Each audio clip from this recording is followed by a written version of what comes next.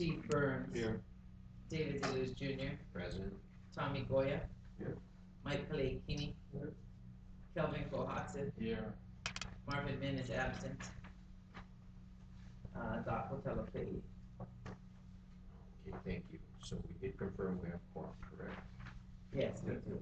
Absent and excused. Okay, great. We do have Tom Brown as a guest, and actually he's scheduled to do a presentation, and if the council meeting allows, we'll have Rep. Mark Nakashima, which he will introduce. And what I'd like to do, is there anyone else that in the room that we need introductions for? Shanda from Hawaii Energy. Welcome. Well, I'm Shanda from Hawaii Energy. Do you know all of us? I know a few of you. I don't think we've formally met everyone, but I've lived in Port Huron, Big Island, so I'm the business specialist for Hawaii Energy. Oh, welcome. Thank you. Thank you. On item 3, statements from the public. Having none, we will need to defer the minutes from our May 6th meeting, which was our last meeting, to our 9/2 meeting. Are we gonna try and seek Margaret on What I'd like to ask, I'm gonna talk to Margaret and ask that Doc send a draft minutes to the committee members for your review. Not so that it's approved, but if there's any additions, edits that you may have, then get them back to Doc from your end, so that we can expedite the approval of the minutes in September. So they'll be draft form. And because of the length of time we've had since our last meeting, I'm gonna request to Margaret that as long as the members have acknowledged they've had an opportunity and they've had their edits and they've been, and Doc has had the opportunity to incorporate them, that Doc posts them for the public only as a matter of information. But the official business, as far as approving the minutes, would be at our next meeting, September 2nd. Do we have a comments discussion on that, as far as the intent of what I just went over? Okay, so I mean, it's not an actionable item, it's more of FYI. And again, primarily because of the length of time, I believe it's prudent to allow the public to at least have an opportunity to look at them. But again, we would need to formally adopt and approve them at our September 2nd meeting. Okay. What I'd like to do, if it's okay with you folks, and only because I'd like to get it I'd like to take the agenda out of order and go on to number 10, if there's no objections. Oh. And the reason being is that I want to try to get the housekeeping, because when the presentations come in, we give the maximum amount of time. But we do have a conflict. November 4th is general election day. And so the November meeting, is there a recommendation in regards to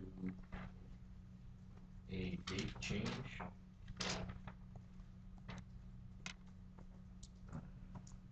And the following Tuesday is a holiday, Veterans Day.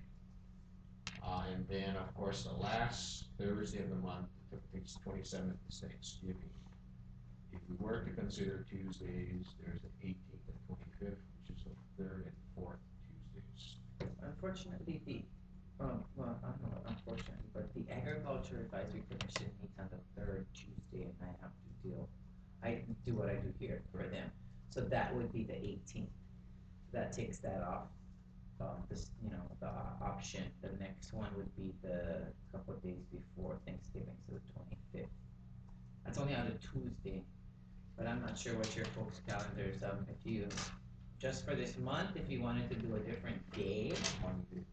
Well, Third. I have a question. Go ahead. Does anyone here actually go in on the 4th and vote? Yeah, but that's off. Oh, that's all. It's a holiday. Holiday. Yes. I agree with Monday. Let's just move it up one day. Monday. The 3rd. To the 3rd. Yeah. I'm good with the You go to the 3rd. Yeah. We can do that. Agreeable? Okay. Will, are you Yeah, okay on I the mean, 3rd? if all these people agree, I agree. And That's great, okay, so we will, move November 3rd, I've gotta secure the location. Okay. And make sure that this is available, and if not, we will find someplace else here, I'm sure, Okay. anyway. Great, thank you. Okay, thank you for the privilege of moving that, and we'll go back to our normal agenda item number 5. Will? This is my report. Okay, have the copy? Yeah, if everyone has the copy. It's a really short report, a lot of. Excuse me, does everyone have a copy of Will's report? Available. Yeah. Yeah. Okay, I'm sorry. No, no problem. So, a lot of the work over the last 2 months was in the docket, so a lot of that stuff is confidential between us and the utility. So that is not indicative on the report, but, once the decoupling docket is over, I can give you guys an update on that as it becomes public. We did present, Mayor Canoy's energy program, which I presented to you guys in the beginning of when we started this Energy Advisory Commission.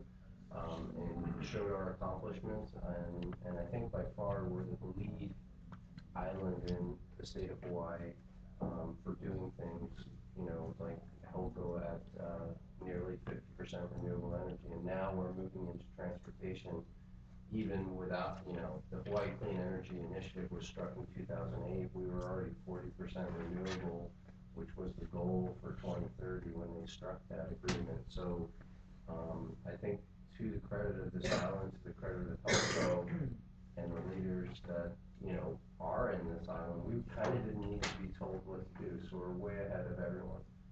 People are promising 50% renewable energy on Kauai like in 2020, and Maui's promising something like 40% in 2020, so we're already there, and with Huhonua coming online sometime next year, as well as the Lalomila wind farm, I think we're gonna be at 60%. So we've accomplished a great deal, and again, we didn't, although the Hawaii Clean Energy Initiative is great, we kind of just did it anyway. So we presented what we've been up to. I've also gotten approval from Mayor Canoy at meeting with the mayor and Deputy Managing Director, Director of Research and Development, and Deputy Director of Research and Development for 10 projects. So these 10 projects listed are going to be funded by the mayor, and these projects have timelines that encompass 2 years, 2 plus, 2 years and like 3 months to be completed. So about the Lalomila wind farm, the LED street lamp program has been enhanced, so we're going forward to complete that project. Question, Sure. additional funding for completion? Yes, I have received his promise to provide funding for all these 10 projects. Hawaii Energy kicking in? On these projects, we hope that the letter I, which says energy efficiency and conservation for our high energy use facilities, that we'll be working with Hawaii Energy Okay. to support those projects. And also in the past, we've assisted with the LED street lighting projects in Bromfield, so we'll continue to We do that. do get rebates of $40,000+ for the first 1,000 LED street lamps. So we expect again to get a rebate from Hawaii Energy by putting in the additional LED street lamps. So these are 50%, each lamp that goes up saves 50% in energy costs. They last longer, so there's less change out, less manpower to change them out. They provide a higher visible spectrum, so it's safer on the streets, and they don't conflict with the yellow light, which has been a problem with the low pressure sodium, is that they look very much like the yellow caution light. Excuse me, Will, go ahead, Tommy, go ahead. And you're working hand in hand with Bromfield and State Department of Transportation. Absolutely. Ron and I have hired a consultant that is writing the LED street lamp ordinance island-wide. So this will be a first of a kind in the United States project. And working with the Dark Skies Astronomy community, this has been really hard to get them on the same page, but we've accomplished that. And go ahead. Could we get a copy of the current county lighting ordinance, outdoor lighting ordinance? That one, it has been changed in Yes. the last couple of years. Yeah. So it'd be helpful to see what that actually says right now. You got it. There's a presentation at the West Hawaii Civic Center on the third Tuesday of this month, so I forget what date that is. I believe it's like the 18th or something like that. So Ron Thiel's presenting there first, and then he's going on to Tennessee for the Illumination Engineers Conference, and he'll be presenting on that as well. The LED light ordinance is not complete yet, but that project is to be complete by the end of this fiscal.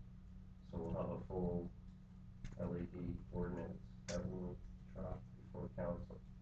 So again, this is kind of a world game changer project.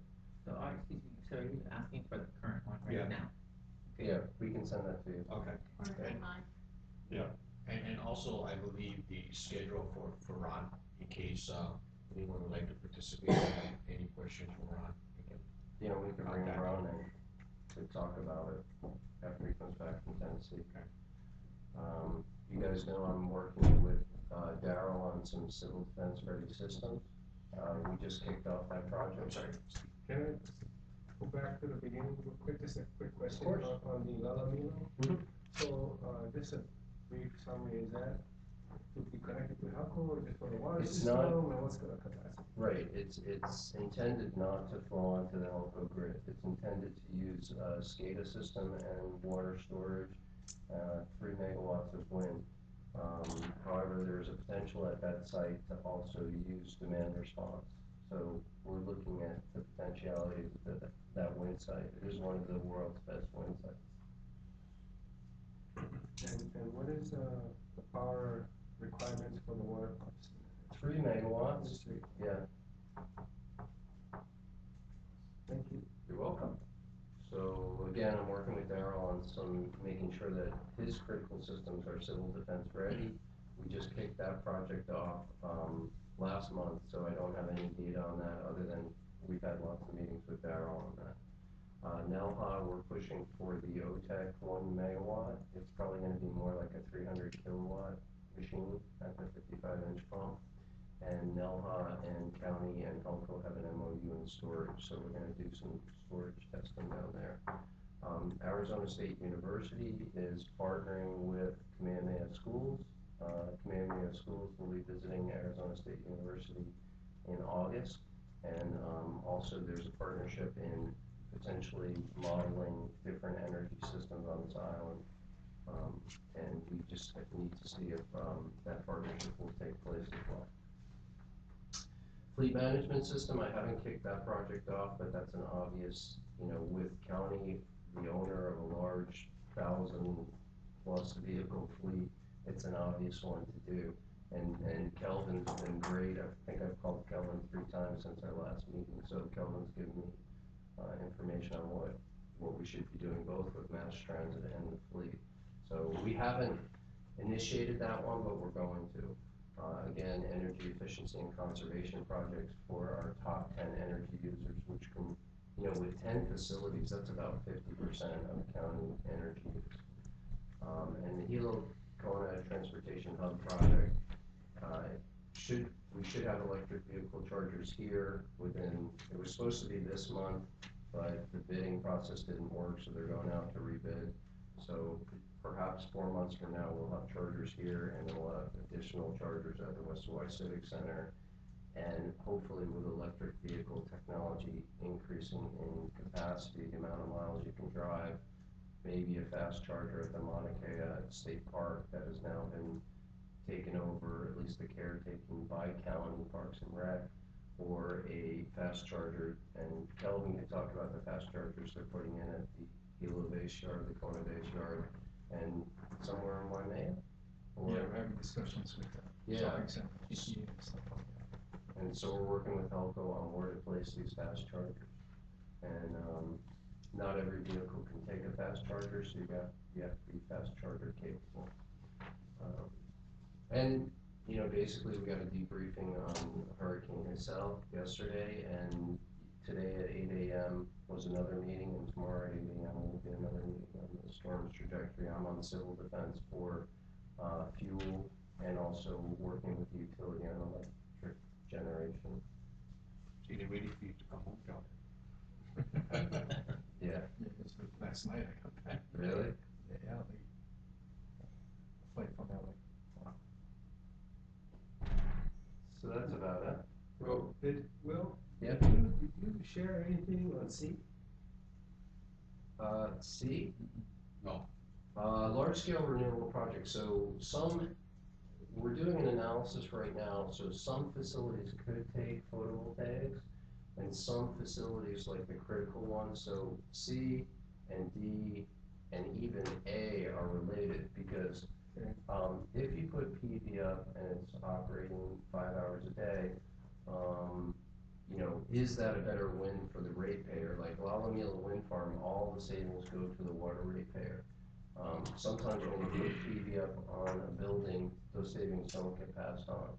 So we're looking at either additional wind turbines at Lalomila, we're looking at if that facility should be civil defense ready, like the EOCs. So those kind of three are going at the same time, so I don't have exactly where we're gonna put the PV at this point. But we are analyzing it. What about, no mention of waste to energy, is that? That's outside of, my work, Yeah, okay. that's Bobby But Jean do and, you have any insight that you can share No. with us? I mean, it's energy. I know my title says energy, but I don't get involved in every energy system, and that's why I'm not. If Will don't know, nobody knows. No, somebody knows. Somebody knows. Actually, this goes back, I think, Steve and Tommy, was it 3 meetings prior? That we had requested of Will what, county specific that they were working on, and so Will, worked at these 10 that, and the mayor had wanted actionable items to be completed before his term was done.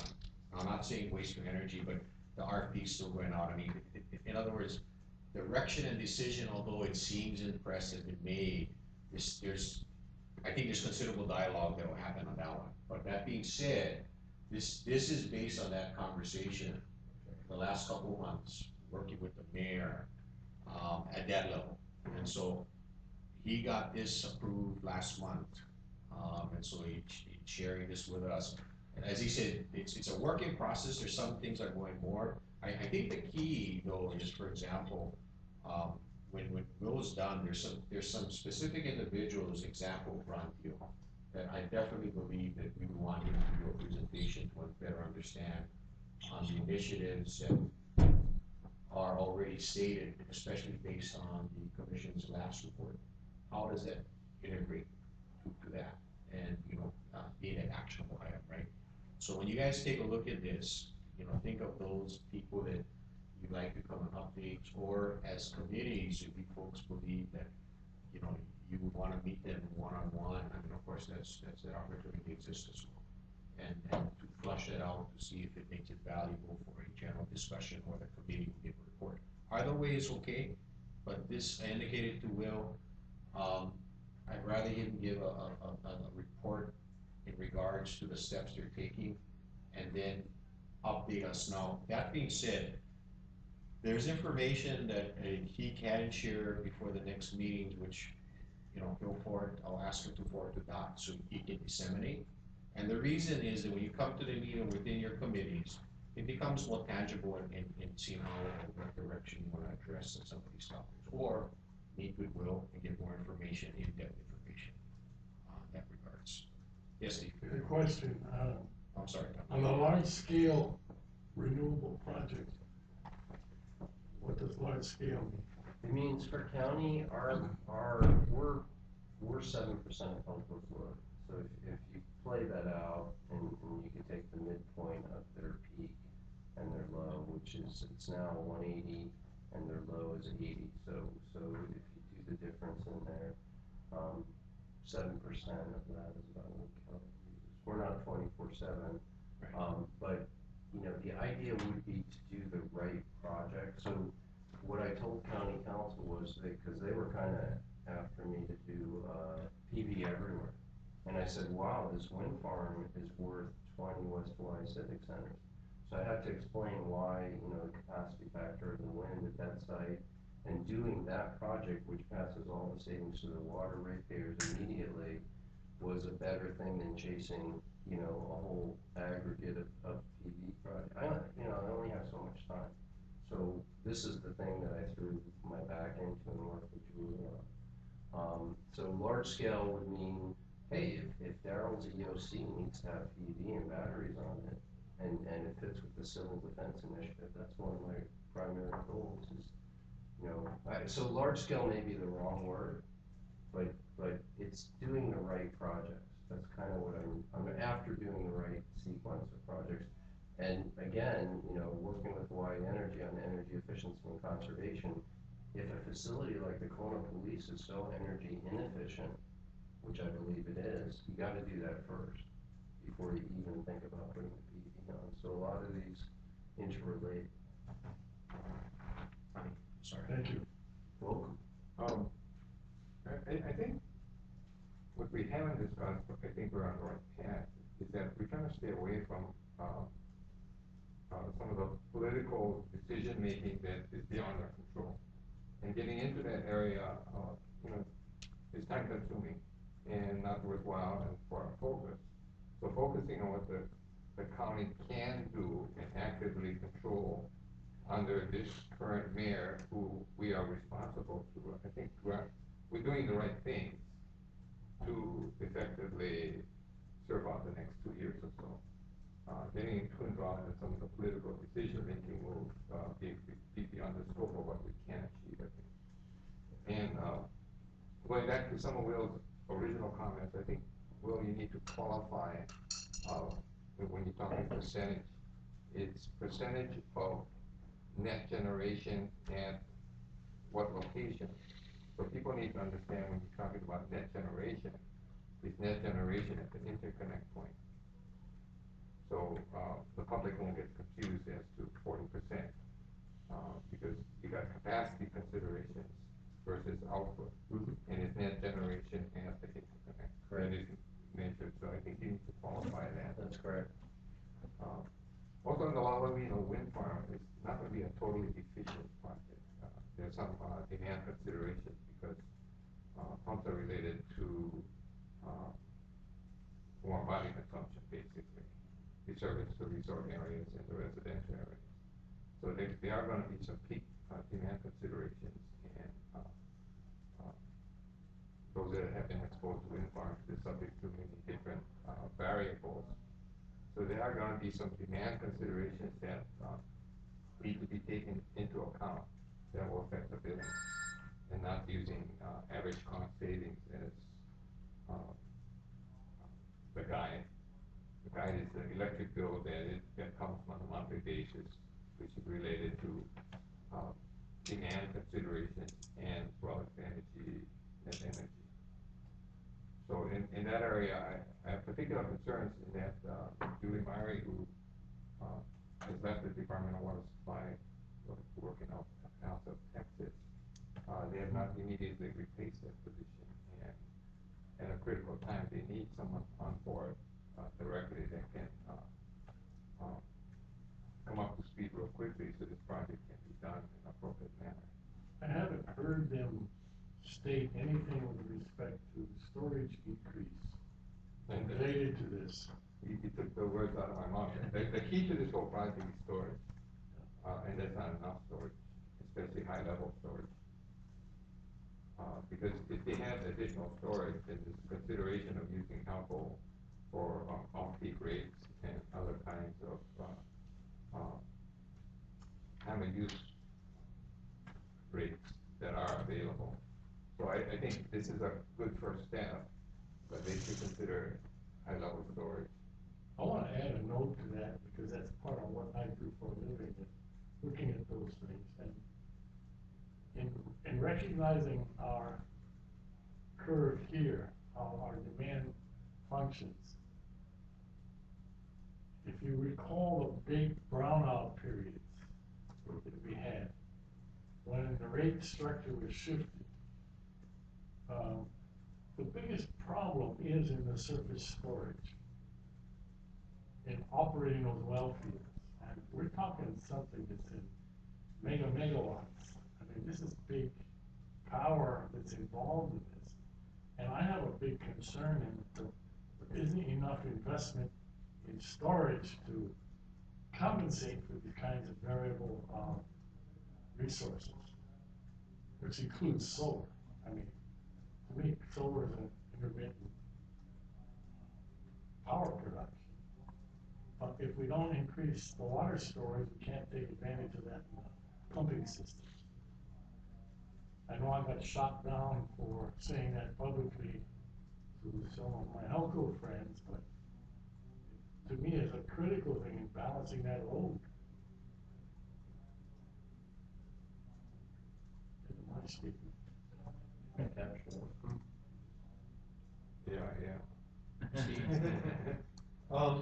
Will, you had said back in March that energy emergency preparedness was your top priority being given to you by the mayor at that point, and that you would give us updates as we went along. So I'm wondering now, several months later, if you can share anything about that top priority. Yeah, so we just kicked off the initiative with Daryl. I hired a consultant, so we basically are going to identify Daryl's critical areas, on the island, like his EOC over here in Hilo is getting a brand new diesel genset.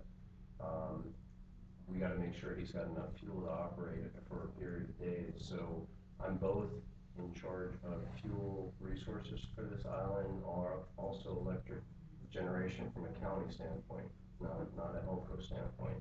So we're gonna go around the island and look at critical facilities and see if they can have renewable energy systems that would operate independent of, say, a hurricane and Nikki wiping out the grid. So we just kicked off that project. I got the energy asset inventory that was done in 2006 from the state. I'm also on the governor's energy emergency team. So we're working with the Army Corps of Engineers. They'll be here in September, and we'll go around the island and designate critical sites.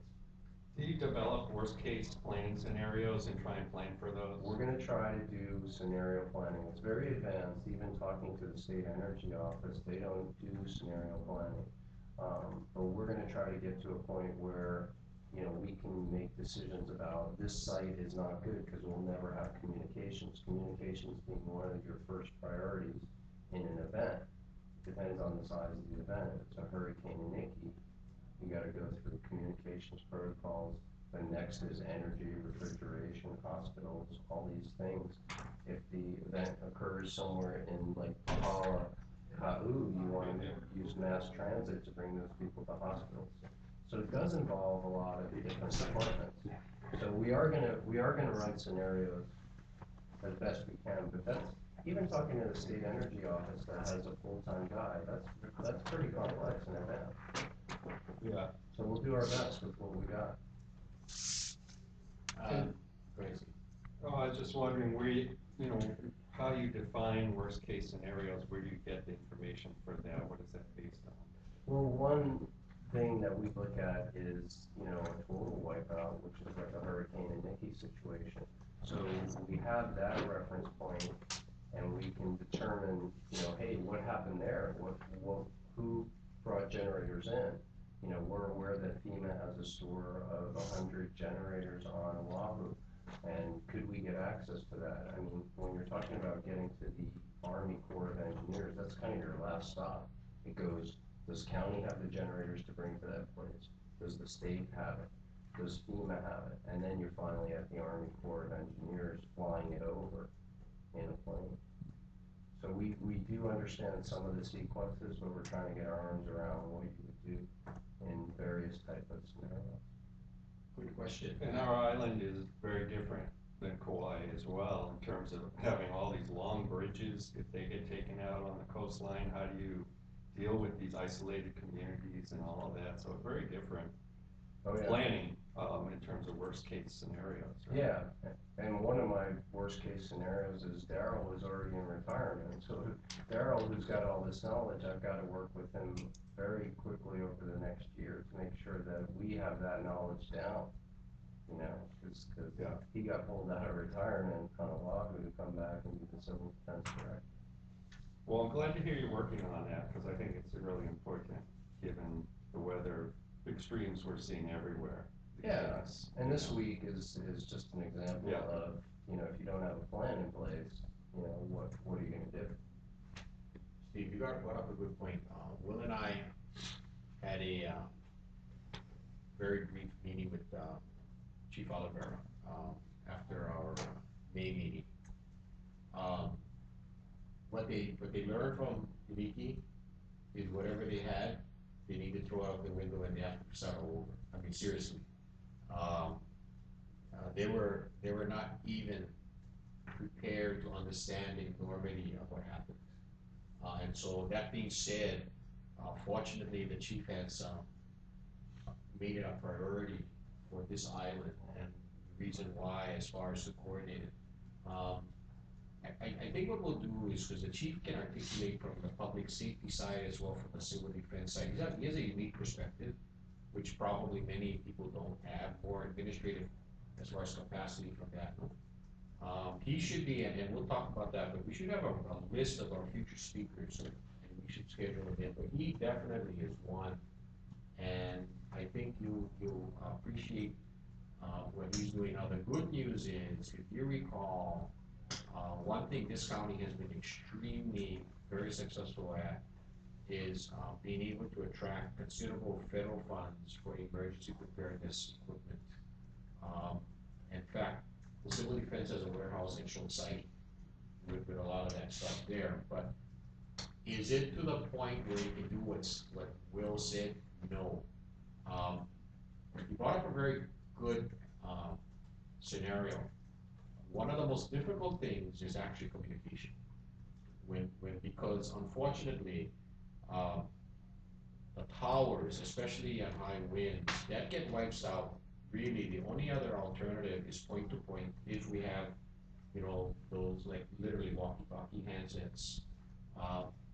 Ham radio operators become a critical asset, which they're involved in that prepare plan well, but essentially it becomes satellite communication. I mean, really. There is something else happening in regards to Pisces that, is it next year? Next year, which will be the first point, Mauna Loa, right, company?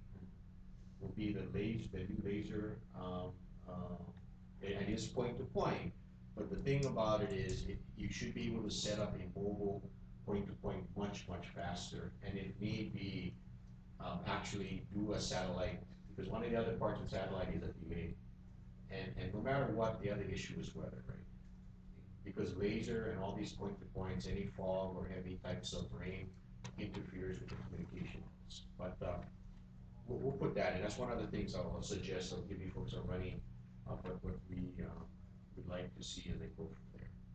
Yes, Donnie? Also, from Stephen, my experience at Helco, you know, Helco had 4 1-megawatt units, Right. that are connected to the system, and it'd be good to hear information on that, especially you know, refreshing the fuel and what's the capacity and the ability to island and for how long. Because it fits in well with any kind of planning, whether interconnects are readily available, even if they have a generator. That's a good point, Tommy. Actually, I think that would be a good opportunity if your committee would work directly with you on that one there, because from a community perspective, it would be a great understanding of how, I mean, that's part of Helco's mandate anyway, and how to provide that. But I think what we don't have is a better integrated plan. It's what, especially for our emergency services side. I mean, by the way, the other opportunity, if we can address this issue, the weather one is important, but the one that is a matter of when, like the weather, but it's gonna be more catastrophic if we have an epidemic. I mean, Department of Health has that also, but the epidemic becomes more critical because then we become quarantined. And then we really have to be sustainable from the perspective of our geographical areas. So it's almost like, regardless if we have the bridges, you're not gonna be able to transport it up. So you're correct. If we solve this issue, I think we've got a good chance of being able to do the, the other opportunity.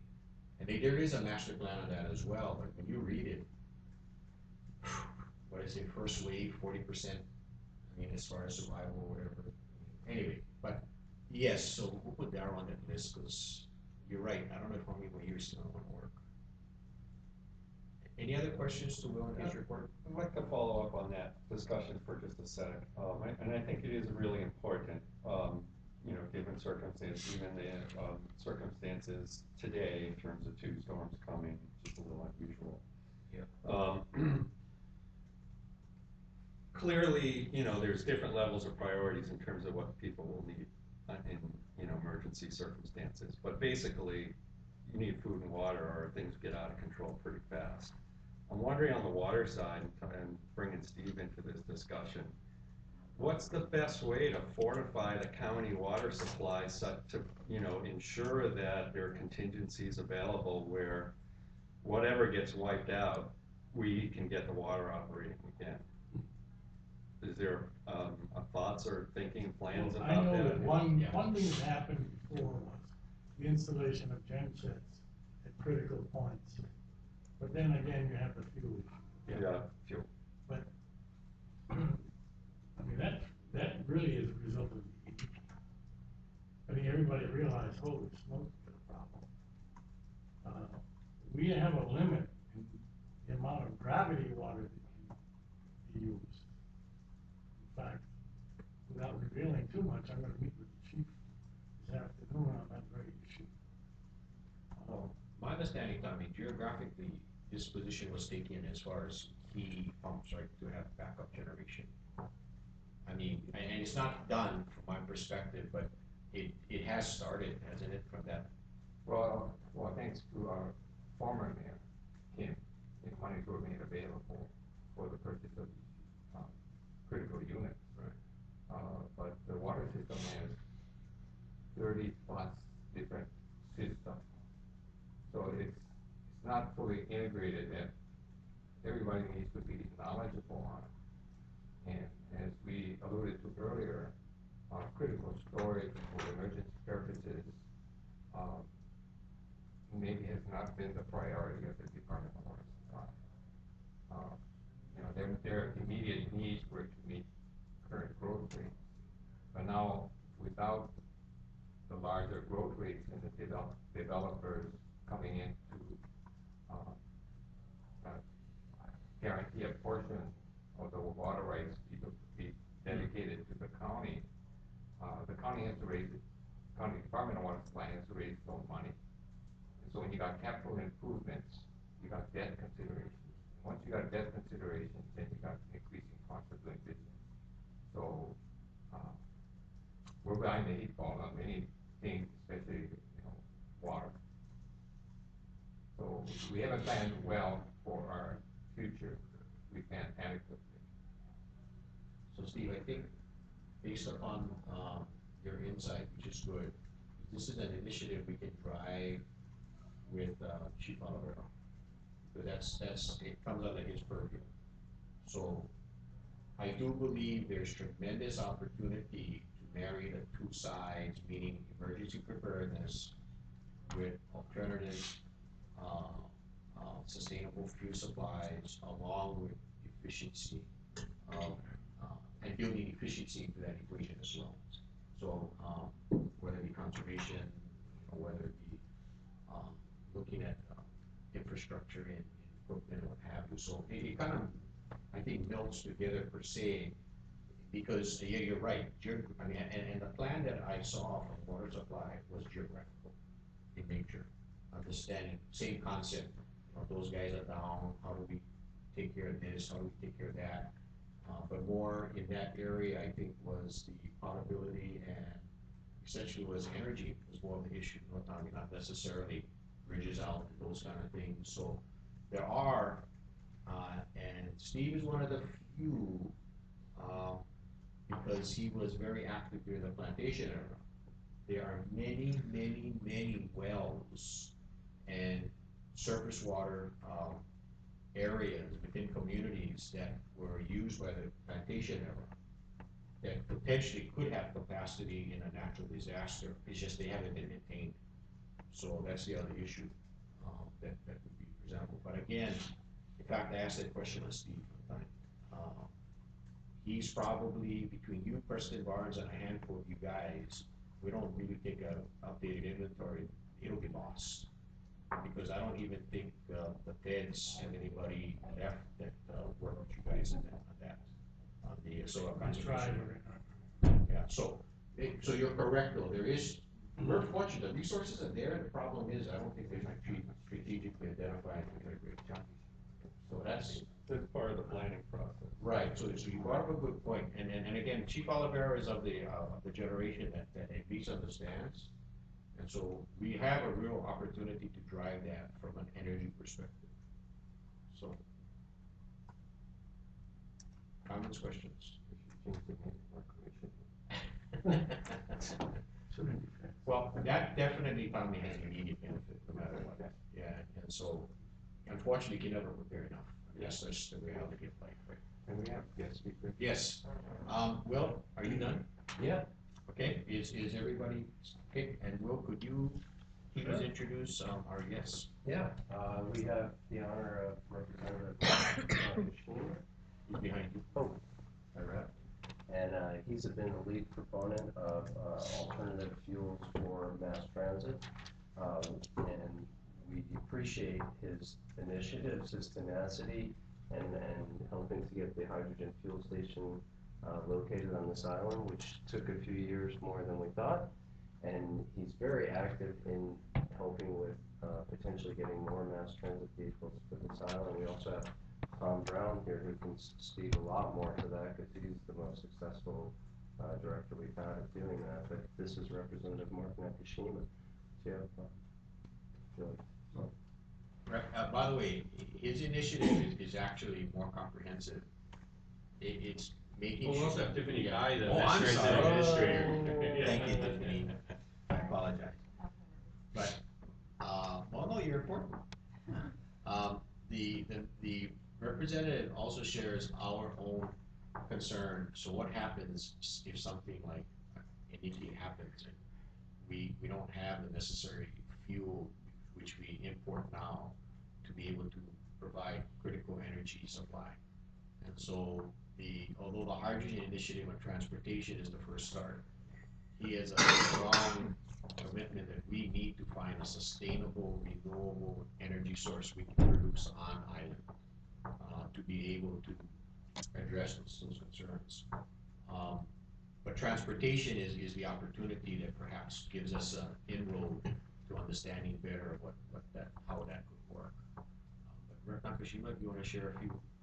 Well, yeah, thank you for inviting me over. I was at the council, so I got laid over there. Wondering. My interest in hydrogen actually started generally with renewable energy, and looking at coming off the summer where gasoline hit $4 and everybody went nuts. That really made me start thinking about how do we insulate ourselves from those kinds of fluctuating foreign fuel prices. We have no control over that, and if every summer everybody's electric bill will double and triple, then how are we going to ever have a sustainable economy?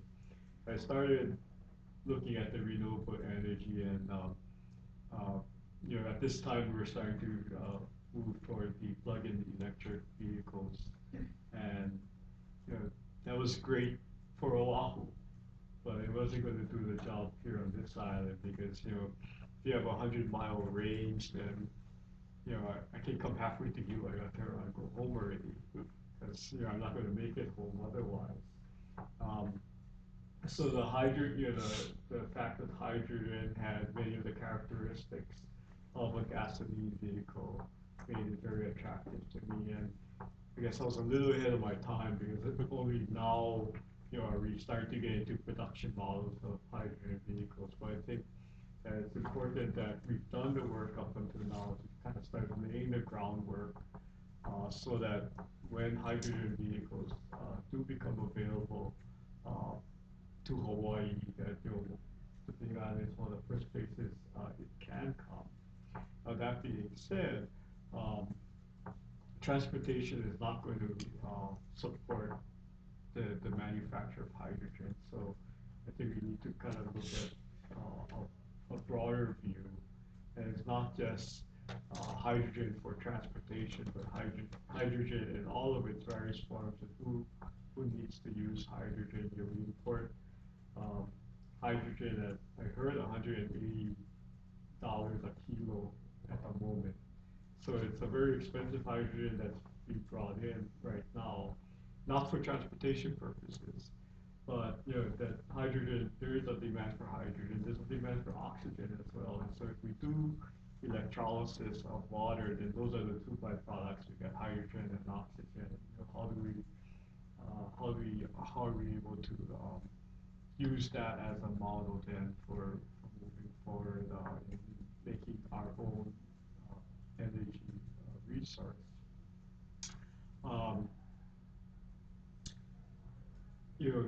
The transportation piece, I think I've been talking about 6 years now. When I first got elected, they turned me on to this buses that Hawaii County was supposedly going to get. And I can tell you that I've seen the buses, they are being constructed. so it's becoming a nearer reality, but the hydrogen is not yet here. And as soon as we get hydrogen manufactured on the island, then the buses can come over. They're sitting, not quite completed, but they are in various stages of completion in a warehouse in Kaka'ako. The first of the buses is actually in use and is running around Pearl Harbor Hickam. The Office of Naval Research is the one that paid for the initial engineers, so they get the first bus. The next two that are sitting in Kaka'ako are promised to Hawaii Volcanoes National Park. And last month, the third bus was finally commissioned by HCAT for Hawaii County for the general transit use. And when Department of Energy came down a couple months ago, one of the things that we talked to them about is whether or not we could qualify for the high-low credits on the buses, but because our air is so clean, we don't qualify for those grants for the hydrogen fuel cell buses. So what the Department of Energy left here saying was that what they would do is they would look at subsidizing the cost of the buses, and their number was up to 9 per year. So what they're saying is they would look at subsidizing the cost of the buses up to 9 per year to allow the county to continue to buy the bus, but pay the diesel bus price and get the hydrogen fuel cell bus. Since then, I can't remember if Tom and I had a direct discussion or if I just heard it from somewhere. Maybe you can correct me if I'm wrong. That in addition to I think the county pays only about $120,000 for a bus, and the rest of it's subsidized by DOT. So it's about 80%. Whatever the cost is, about 80% would be funded by the federal government, federal transit, and then 20%. Yeah. Okay. So I didn't get. Yeah, that's so I pretty got good. that Yeah, right. that's the buses that we're looking at. So my concern is that we don't bring the price down to the cost of a diesel, but we also get DOT to pay that 80%, so that the county continues to pay its 20% for those buses. So if we can get that worked out, and better work it out now than later, because it's no use that they give us a hydrogen fuel cell bus at the cost of a diesel bus if at the end of the day you're going to have to pay the full price for that diesel bus. So that's not going to work out. So those are discussions that I'm about to initiate to make sure that, you know, if USDOE comes up with the money to bring down the cost of the bus, that we work out with DOT so that we still pay the county only pays 20% for those buses. And the other thing that we're investigating is whether or not the current transit fleet might be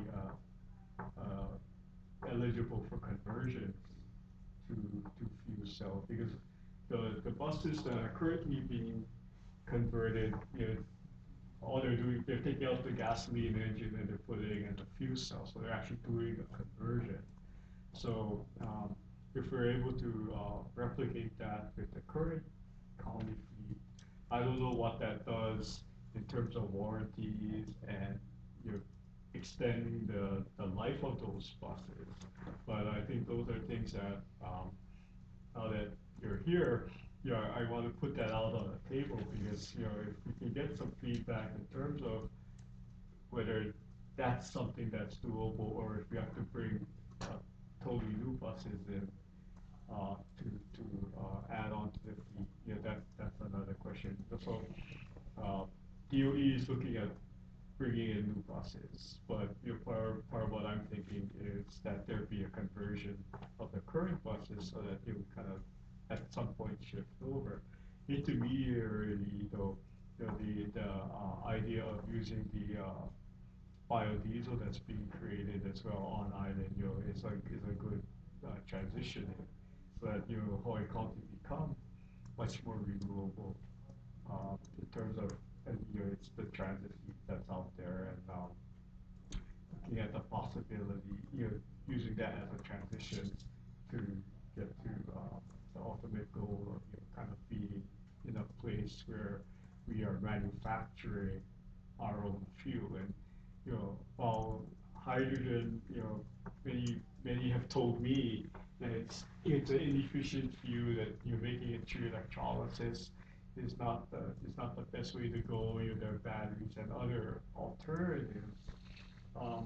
At the same time, with the potential abundance of renewable energy and lots of water and more coming this week, you know, this is the one, and this is the one method of fuel that we can actually make on island.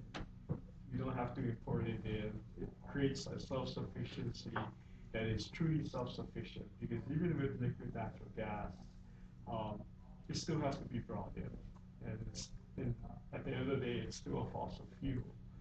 This is something that, and, you know, I'm not saying that isn't a transition, but at the end of the day, this is the one thing that we can manufacture locally. And if the means of production are held locally, then all of that money stays in our economy, because it doesn't help us if, you know, right now all our oil money goes to Indonesia. It doesn't help if all of our hydrogen money goes to Texas. You know, if the means of production are held locally, then, you know, that's more money in our local economy, and that kind of creates a much stronger economic base for us. By the way, if I could add, one of the strong initiatives or driving points that Nakashima has as part of this initiative is LAS. In other words, how do we create the opportunity within our communities for not only the self-sustainability of the fuel, but the production, the actual training of people, you know, all of these things, instead of exporting all of these to, as he said, Texas or what have you. So looking at the players, the first thing he looks at is, can we bring this here to be made? Can we bring this here to teach people how to operate them, which I think is critical.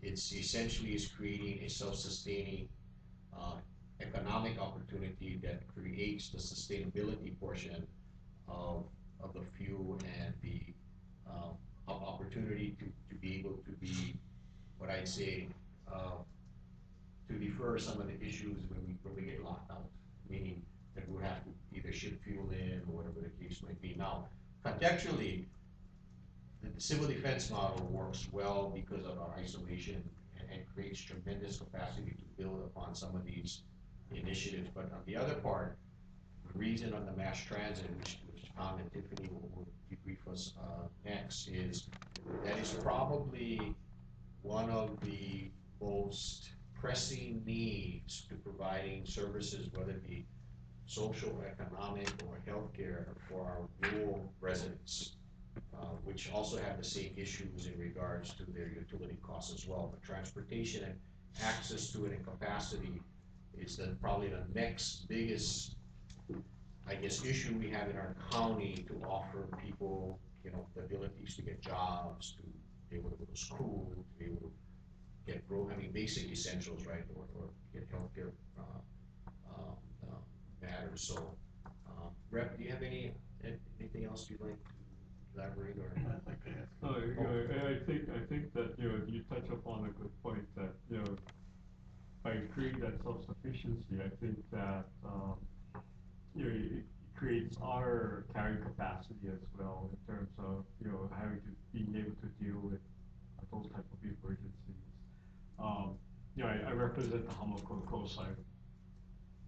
You know, very aware of the the mass potential for isolation, and it's not only going across, but it's also going up, because, you know, if you go up Kaibiki, I think, you know, they had a problem already with one of the bridges, you know, isolating part of the community up there. So I think that, you know, as we go forward, you know, looking at creating, and actually that community started a couple of years ago, kind of started to think that they as a community decided they should start having gardens in case they get cut off and they can't get food. But, you know, I think creating that kind of mindset, you know, throughout the entire county is, you know, kind of key as well. That, you know, being as rural as we are, you know, we kind of got to rely on ourselves first, because we don't know when help's going to come and save us, right? Steve, if you could, one other thing I think is important. Rep came to us to see how he could help our community, Big Island. That's one of the things that unfortunately is not customary. We're asking for the community's involvement on what they believe there needs to be. And so I you know, I really applaud the Rep's, you know, initiative. He wanted to work with this committee and understanding the needs. He could have easily have gone to the mayor and come back down, but I think it shows the sense that, you know, we really have to have a strong grassroots initiative for really to get buy-in. I mean, you know, the best programs in the world flop because we don't get people to buy in. So, I mean, the relativeness of what's good for us, well, the reality is people have to decide first what's good for them before it's good for us. So, this is something that, you know, we appreciate Rep. Nakashima giving this opportunity to work together with him and his fellow colleagues in the legislature. But that being said, Steve, you had a question? Well, no, I just kind of wanted to get to the core of it. I have actually been involved in making hydrogen and oxygen through electrolysis. I've done it. And one of my key thoughts is it's got to be focused around the cost of the power initially. And that really comes to the core of our activities here, is that what is that value? What is the price that a kilowatt hour should be in order for us to be manufacturing the product? 6 cents. He says 6 cents. And I think that's the target that we have to be looking at everything that's being done. But remember, it's relative though. And the reason is, if you take away all of the, what the feds have done, what Congress has given the fossil fuel industry, what would be the true price of fossil fuels today in our marketplace? I'm not even looking at No, that. but what I'm getting at, so that's why the initiative of civil defense and sustainability becomes a higher priority at this stage until we integrate, because the market is subsidized heavily to begin with. And so. Yeah, I guess what I'm looking at is I'm not even considering the market. I'm just looking at the base cost to produce. 6 Forget cents. all of the rest of it. 6 cents. Saying 6 cents.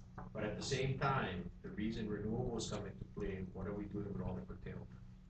No, I agree. No, but that's the only reason why Big Island has the opportunity to be a model. Exactly. We should be way ahead of it. And we believe that, but goes back to Steve, one of the challenges is getting all the parties to understand their part, to get a comprehensive integrated plan that can see the value of what's on the table. And that has been difficult. But I do believe, Steve, that's why I see the knowledge is not the issue. It goes back to what Tommy said before. Just because we think it's good, the people that it's supposed to be beneficial thinks it's good. And if they buy in, then I think we've got more capacity to be able to get where we need to go. Money talks. And good planning requires dialogue. Right. Mike? So how was the 6 cents derived? Actually, Mark, you can go with that. They've done extensive research on this. So basically you look at how much energy is required to make a kilo of hydrogen gas, and to make it competitive with a gallon, so a kilo of hydrogen and a gallon of gasoline have about the same energy equivalent. So if you look at the gallon of gas being kind of your price target, the 6 cents that's how we derive the 6 cents. That's the production cost that you have to retain. That's to make your kilo of hydrogen comparable to your gas. Yeah, so that's the target. Yeah. To make it economically equivalent. The energy cost. Yeah. Right. Well, kind of far away from that right now. Well, there's actually some additional studies that they've done that, again, it's yes, it's a yes and no, and it's a moving target, but you're agreed. I can tell you this, based on what I've seen and we're moving, it's not about the investment. It's about, is the community prepared to get involved to the point where it can move forward? So it's again, the integration piece. Do we really have the community to buy in, to understand that this is a stepping stone to be able to achieve these other initiatives? Transportation is the opportunity as a demonstration. That's really all it is, as a demonstration. Because there are other issues with perception with hydrogen, that it's, it may be not a safe fuel, it's not transportable, and all these other issues. So, the reality is, if you can think about it, when was fuel injection created? Well, actually, when was biofuels created? Biofuels was here before fossil fuels. And yet, we're going 100 and how many years? 8 generations before we're going back to biofuels, right? Henry Ford refused to allow Rockefeller to monopolize the gas business. And so he started trying to work peanuts and soy and a whole bunch of other stuff. So the reality is the engineering and technology has existed, but why haven't it come to fruition? So I think we got to look at ourselves as, we are the most isolated archipelago in the world. I mean, the reality, if it wasn't for the military, we probably would be sucking wind. I mean, as far as a lot of things, but we can't rely on the military and do something that's strong. So we're not going to figure out how to take care of ourselves. So Steve, your point is well taken, but I think it's because the pioneers like yourselves couldn't convince the bureaucrats the urgency to keep the R&D at pace to be able to have this integration. So, gotta figure. But I think though, if we listen to Tom and Tiffany, there is tremendous amount of traction that this county is prepared to take in moving forward. So, hold your thoughts, and if we can, Tom. So, Tom, you guys got 45 minutes. If you want. And by the way, I think it's important to understand that everyone, Tom, you can give a short bio for the benefit of everyone in the room, and understanding that, how this kind of coming to play and how this actually integrates into the county's mass transit initiative. Okay, I'm actually retired from that, and actually, Tiffany, you wanna do it, or you want me to? And I apologize. Yeah, because Yes. Tiffany is actually the administrator, And- you know, and- I was, but, you know, I worked with Tiffany for 20 years, so, you know. Yeah, I'm sorry. I remember. You're right. No worries. Tom's the transportation guru and I'm still kind of learning and, so actually I'm here today to just kind of learn about the initiative that Representative, Mark Nakashima came to propose. I think it's a good idea, for Hawaii County to move forward, with hydrogen buses. And we're excited to see, or to receive our first bus that is expected. In fact, Tiffany mentioned that it might be here next year, early next. May May of of next. 2015, that's when we expect the first hydrogen bus to arrive. And when we first discussed this, is, you know, like, Representative Nakashima said, it was like 6 years ago, I remember, meeting with the mayor. Well, it was in Kona, the mayor, Randy Kurohara, Wally Lau, and, the folks from the University of Hawaii, Manoa. And that's when they first said that it'd be about a year and a half when we get the vehicle, but anyway. I know the initial plan, unfortunately, was, to use, get, the PGV to make the hydrogen, and I think it was supposed to be off hours, that's when they would, make the hydrogen, but, at this point, I'm not sure if, and I was always kind of like, in favor of hydrogen as an alternate fuel. Our concern when I was with the transit agency was mostly getting the fuel source, stabilized, or at least to have a fuel source. So, I know Volcano is gonna be getting the national parks are gonna be getting their vehicles, but, I haven't really heard if the fuel source has been confirmed yet. If anything, folks? This is the chicken and the egg. Yeah. And let me I don't mean to explain. put pressure on you, Mike. No. Actually, yeah. Actually, Tom, there's Representative Nakashima has been key in working with DOE. The challenge is, without a commitment for the fuel, there's not a commitment for the infrastructure to produce the fuel. And so, again, it's a chicken and the egg deal. But they've gotten to the point, was it 5 sites, Representative Nakashima has identified, and all geographical, on the Big Island. That being said, the site, to move, and there's a priority as far as which sites would go right in regards to the plan. Yeah, West Hawaii is probably gonna be the first site. Right. And so, and that's one of the things which is news, which we actually had a discussion very briefly on the Transportation Committee in regards to retrofits, if you recall, Tommy. If it's possible to do a retrofit, so it's kind of timely that you brought that up.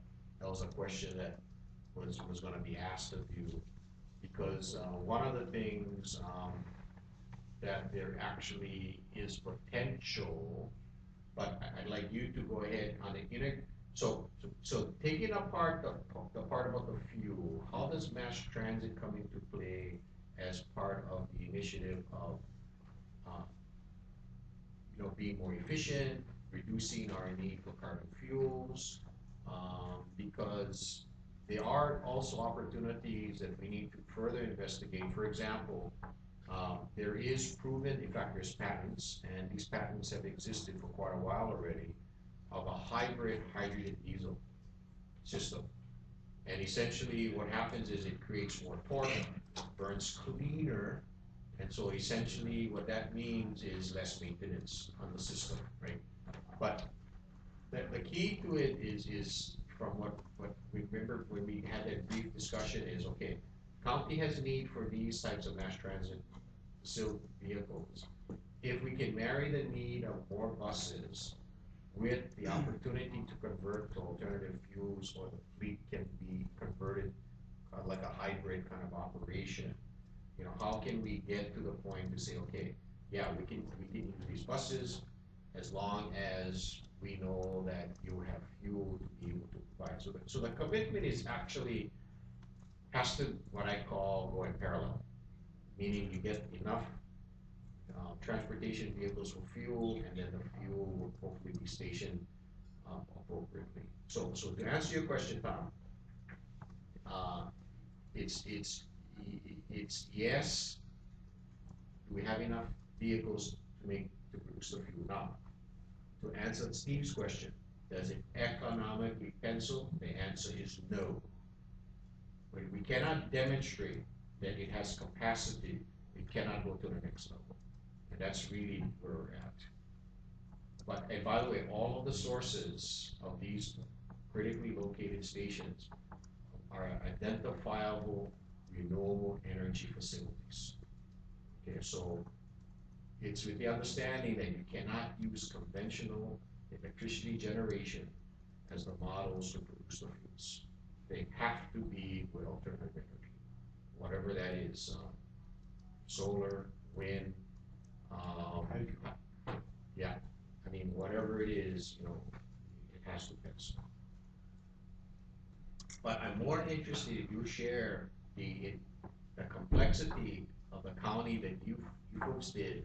You folks have a very intense mass transit plan that addresses some of the issues that we are faced with as far as capacity and energy concerns.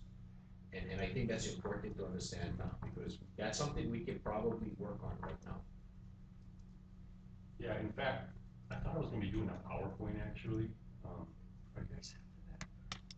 If you are, I have my jump drive and.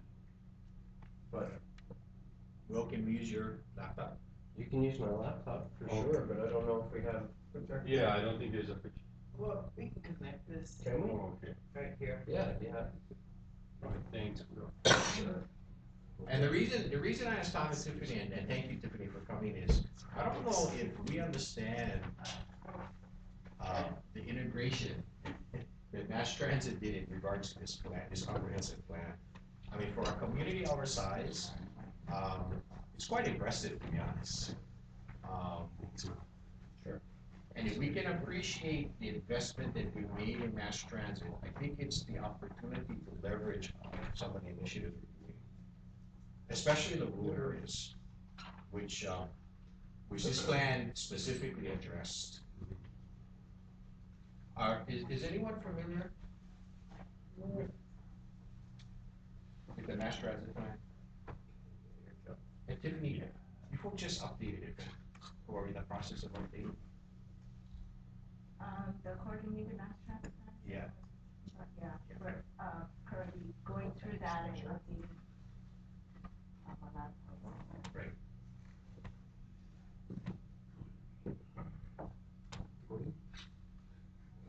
Yeah. The screensaver is pretty cool. Oh, you're welcome. And you shipped it tomorrow. Right. Thank you. So uncertain, yeah. You might be worried, do you have a plan in place? So far, we're just planning on operating. Every time. But it seems, yeah, with, JE or something. J's. Yeah. Oh, no. Too many skeletons. Something we will be able to electronically send to the commissioners? Sure, yeah, no problem. In fact, I can copy this onto Will's hard drive. and then- Okay, great. Okay, using alternative fuel vehicles was something that always, interested us, and especially when it came to hydrogen, because we felt that, as was mentioned earlier, that, it's a fuel that we wouldn't actually have to bring in, on barges or whatever, so we could do it here. So, and this is a short version, like a 6-slide excerpt of one of my, of a presentation. And it's more as a propaganda tool to try to get people to show some of the benefits of using transportation and what are some of the environmental and economic benefits they can get out of it. So, looking at energy and environmental impacts of people who utilize public transportation, such as buses and other ride-sharing programs like carpools and van pools. And, first of all, ride sharing, of course, reduces gasoline consumption and, you know, nationally, and by ride sharing, I mean those other, you know, buses, van pooling, carpooling. Nationally, it saves 4.2 billion gallons. I have all my citations from the American Public Transit Association, where I derived all this. And it reduces, and people who use some kind of ride sharing, it reduces their car driving by about 4,400 miles annually. Because the average commute nationally is about 20 miles per round trip. When I was with the transit agency, we like to use examples of people who traveled from East Hawaii to the South Kohala resorts, because that's such a major clientele for the mass transit agency. I think when I was there were 9 buses a day, 7 days a week. Is that still the same? That's still the same. Yeah, so there were like 9 buses, 7 days a week. I remember the first one left at 3:30 and leaves at 3:30 in the morning. And the last one gets in about 1 o'clock in the morning from the resorts. So, you know, it doesn't matter what shift you work, if you're at the resorts, there is a bus service that can take you to work and bring you home, even if you work 10 in the evening till 6 in the morning. So, you know, a rider commuting from Hilo to South Kohala, if they work 20 days a month times 12 months, that's 240, and at a 140-mile round trip, that's 33,000 miles. And people gotta realize, you know, it's not just gas costs, you know, you've got wear and tear on your car, your insurance costs, and actually wear and tear on Warren Lee's roads over here, you know. You know, it's huge. Okay, you know, ride sharing reduces carbon footprint, you know, this is, I think, one of Will's favorite terms, yeah.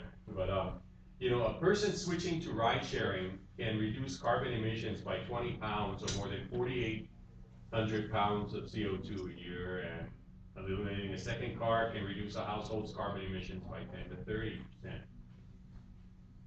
Okay, there we go. Okay. Oh, what happened to the There we go. Oh, there we go. Okay. Okay, so as I mentioned, reduction in carbon emissions by type using ride sharing is 4,800 pounds. You know, you can adjust thermostats and winterizing homes if you live in the mainland, not so much here, but you can save 2,800 pounds, or replacing your light bulbs with those light bulbs that have the delay when they come on, you know, the energy efficient light bulbs, you know, that saves about 500. And old refrigerators actually, replacing your old refrigerator actually makes a difference. But, you know, you can see, you know, transportation generates the most. Okay, and one thing that I like to bring up to people is how it saves people money. The average household spends 18 cents of each dollar they earn on transportation.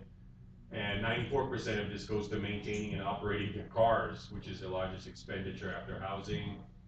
And a rider commuting, if say you work at one of the South Kohala resorts and you live in Hilo and you drive to work every day, 20 days a month, the way I computed it, you could save about $5,376 a year. And so, now how did I come up with that? I based it on 140 miles, and say your car was, you got a nice Toyota from David DeLuz and you get 25 miles a gallon, you know.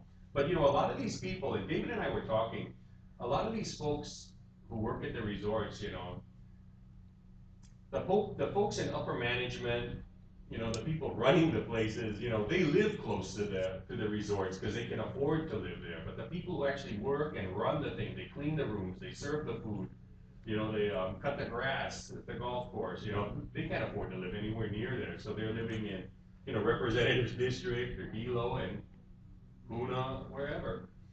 So, and a lot of them don't have these, you know, really fuel efficient cars, but say they, you know, they did have something good and it was 25 miles a gallon.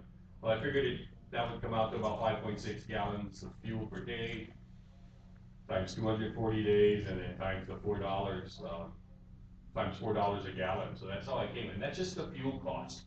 Okay, when you look at the wear and tear on your tires, you know, you figure a set of tires probably will last you 2 years if you're commuting every day. You know, less if you've got a huge truck. You know, there's wear and tear on the roads. There's you're generating more pollution into the air. So, you know, the challenge that's gonna be there when you have alternative fuel vehicles or even regular buses or carpools, you know, is getting people to actually use it. You're gonna have some of the so-called green folks who say, yeah, I'll use the bus because, or I'll carpool because, yeah, it's better for the environment, there'll be less cars on the road, less congestion, you know, less, you know, pollution. Sure, but, you know, I don't think that portion of the population is very large. I think most people are gonna be looking at what is it gonna cost me, or what is it gonna save me by using, public transportation. And I shouldn't just say the 5,376 per year in fuel costs and gasoline costs alone. What is the monthly pass cost now? For general, it's $60. 60, so say you bought a monthly pass to ride a bus, so that'd be $720 a year. So you're still looking at about $4,500 a year in savings, just in gasoline costs alone. And I think, Tom, if I'm not mistaken, I think it's up to, is it 56 or 62 cents a month? The feds allow us? 56. Yeah, so that's the number they say costs you per mile, is 56 cents. So this number is 3 times. Oh yeah, because if you look at 33,000 miles, 56, if it was 50 cents, there would be 16,500. So your number is very conservative. Yeah, because that's just the gasoline cost, but you're right, you know, you look at everything else, you know, it's huge, so, I do have, and then, so, you know, I don't just like to say what's out there, I wanna show some of my solutions, and here's my long-range solution. You know, I like to bust out this slide, you know, look at all that black smoke coming up, you know. But, you know, one thing about trains is I always tell people they're inherently safe. You can see right here. That's a hell of a That's cool. But anyway, you know, I do have a longer presentation that I used to use, but, you know, I think the challenge is that, you know, the need for hydrogen vehicles, I think, is there. And I think it's a great idea if we can get the, you know, for what I'm gonna say from here on in is, you know, I'm assuming, you know, the fueling situation will be worked out, and, you know, assuming there is sufficient fuel to operate the vehicles, you know, I see tremendous opportunity for the county to get into a program like this. And, you know, in Oakland, Alameda County, the transit system there, they're heavily into hydrogen vehicles, because you can get tax credits up there on the mainland when you're in a high pollution area.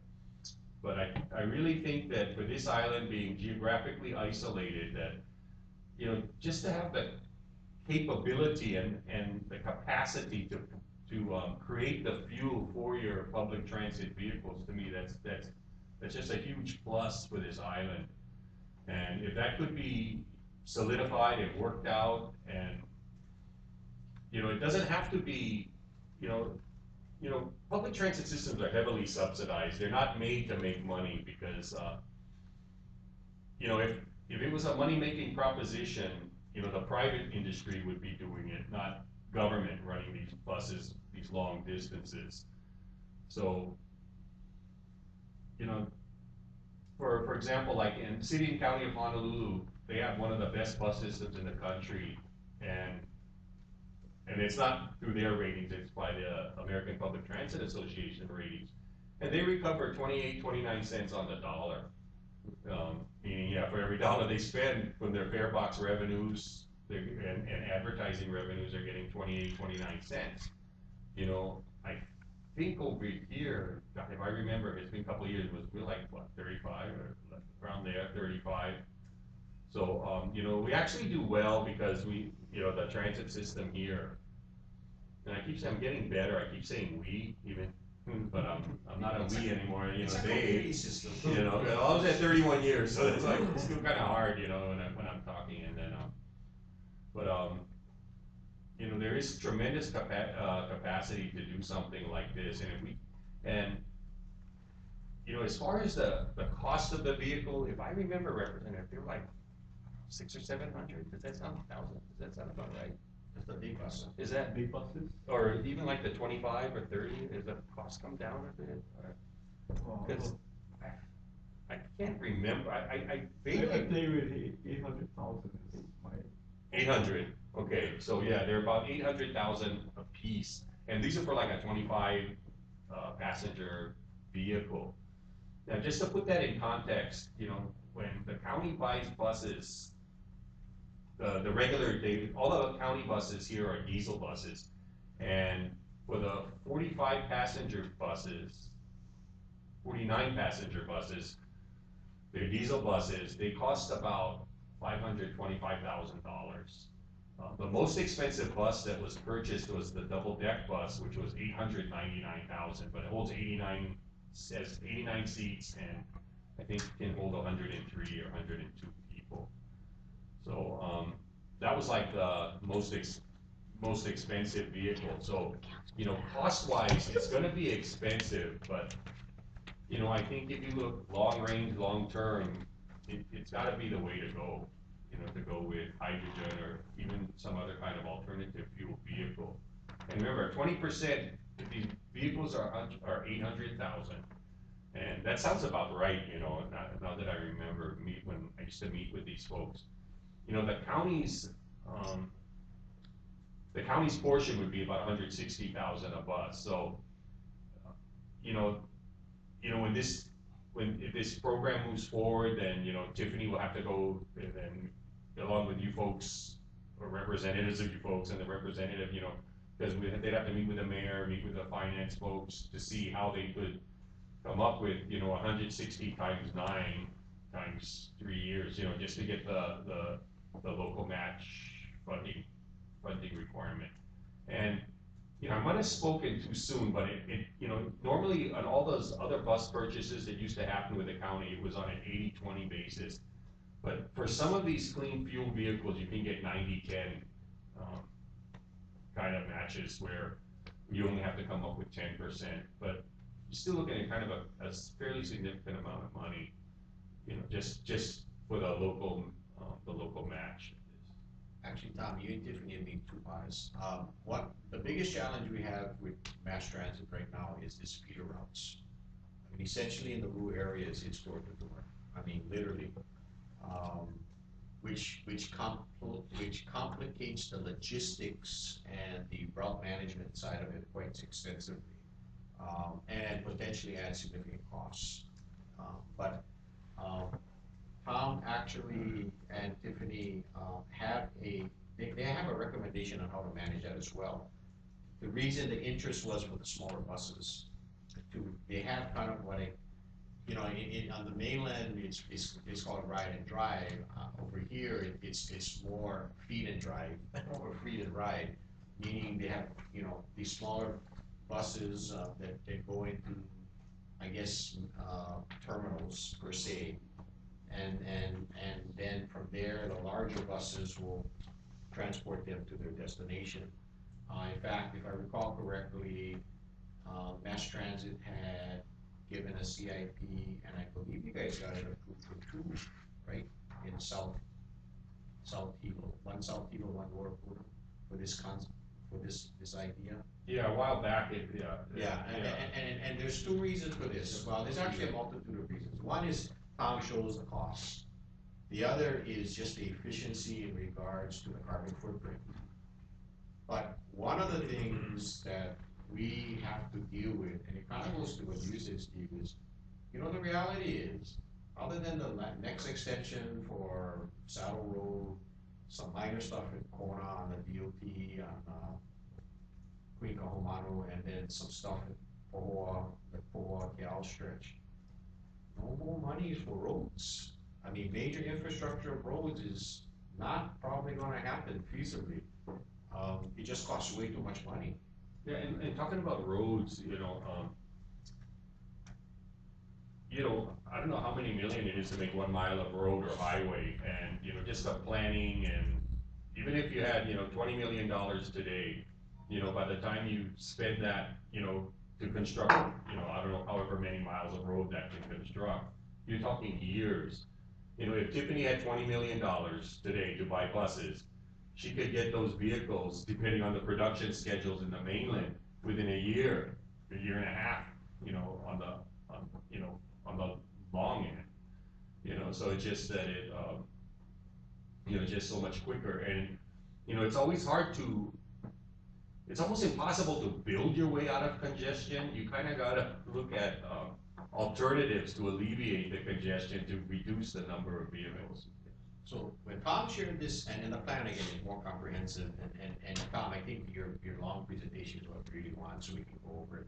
But the context of mass transit was, I believe your mandate was, one, how do we provide more capacity for the people who need it? Secondly, is because of the anticipated growth, especially in Lower Puna, and the already issues that they had with vehicular traffic, it was creating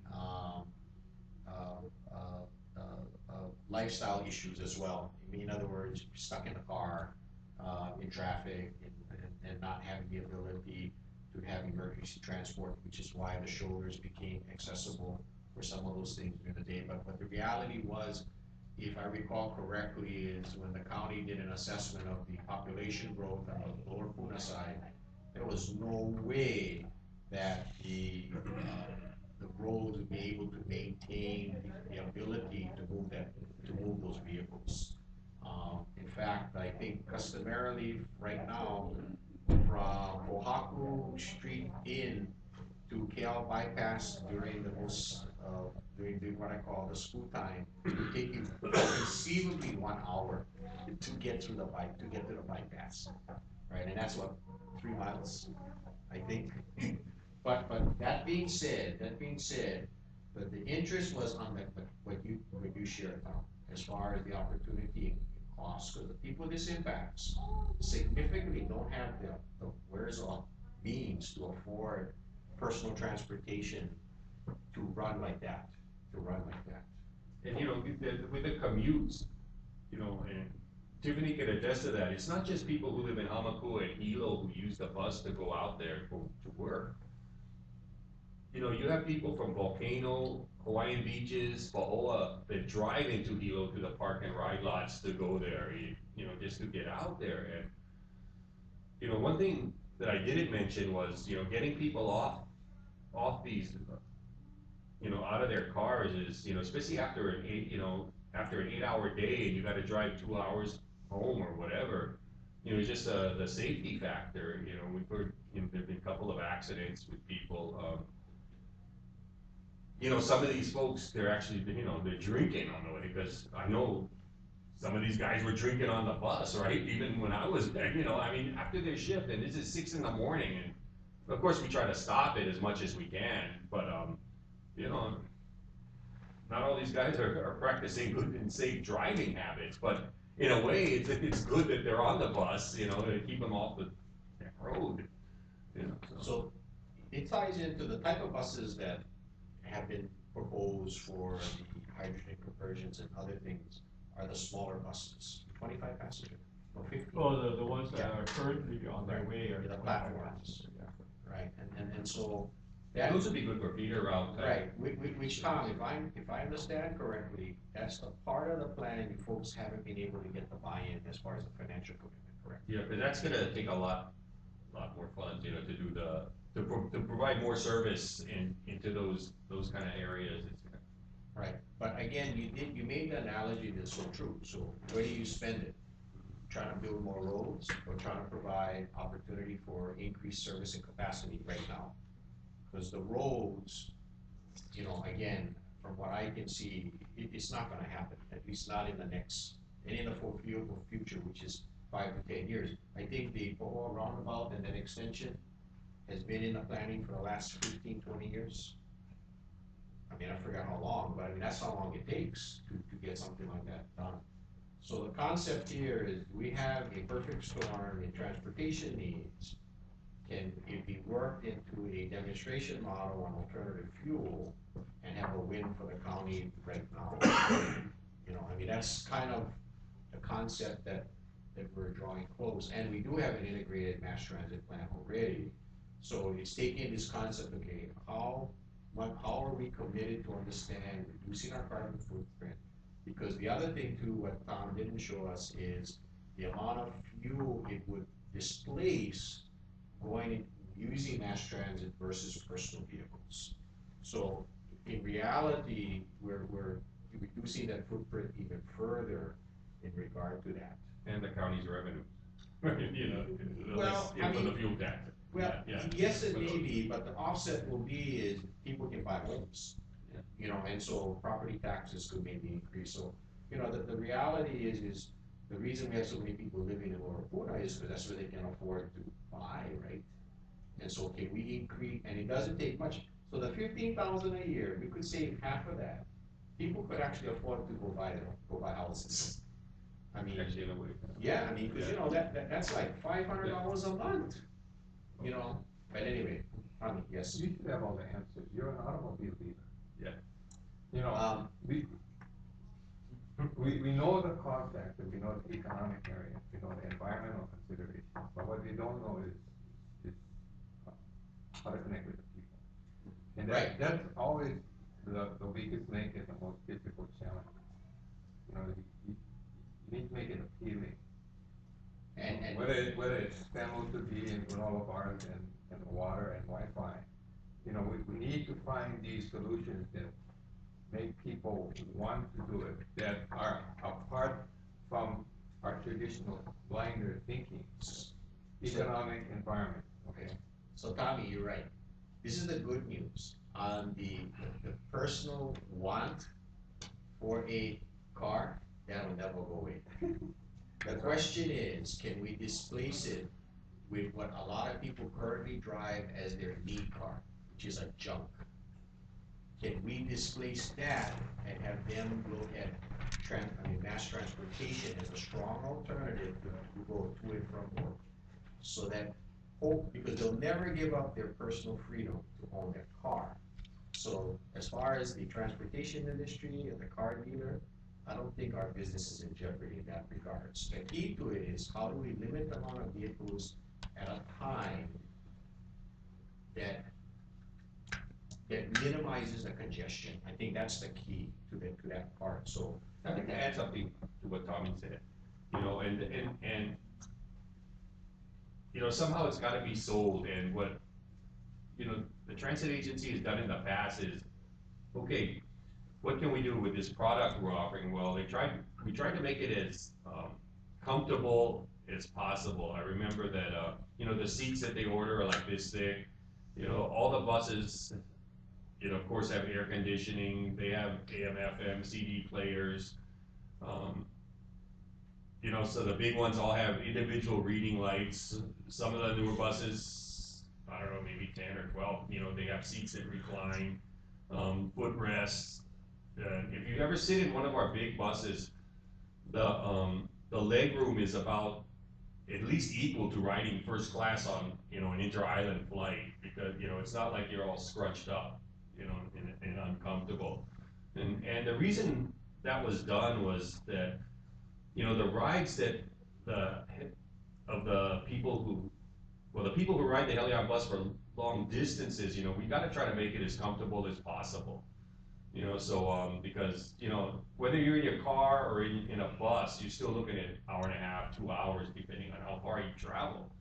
So, you know, that's one thing that, you know, the transit agency has done in the past. And, you know, Tiffany folks are making great, and another thing was getting bus stops and bus shelters, and Tiffany folks are moving on that, on those projects, and, but we're down one though, shelter. How many shelters are up? 30 or 40?